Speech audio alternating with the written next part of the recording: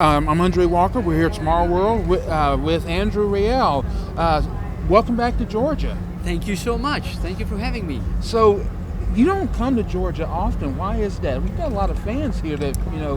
Well, it doesn't really depend on me where I go. Mm-hmm. Sometimes I go to Facebook and I read all these comments or Twitter like, come here, come to this city, come to that country.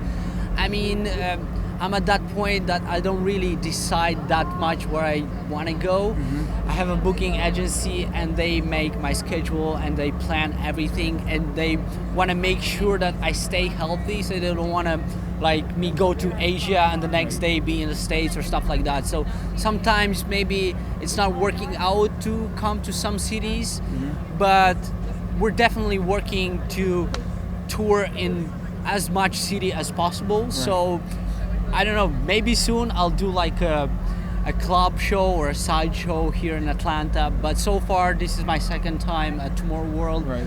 And there's a lot of fans coming to my set, so it's amazing. Now, you just mentioned that this is your second straight Tomorrowworld. Last year, what was your impression? Did you get good vibes from the folks out there? It was incredible.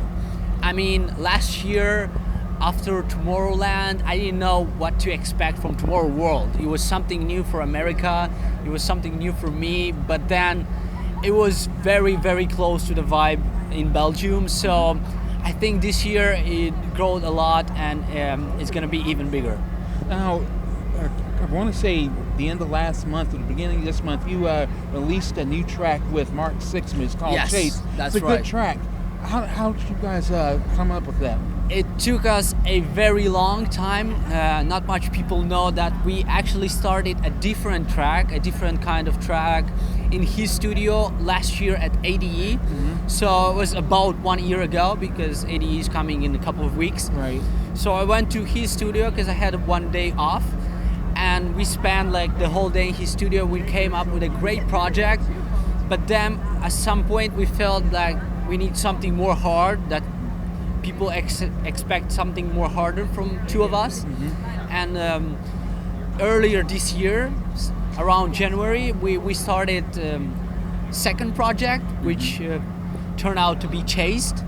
And we actually tested it very long time with the first drop, then the second drop, with changing the melodies and stuff. And we didn't know the name of how are we gonna name the track. And then we're both managed by the same company, which is called Chase Management. Right. So we decided to dedicate this track to them, so we called it Chased.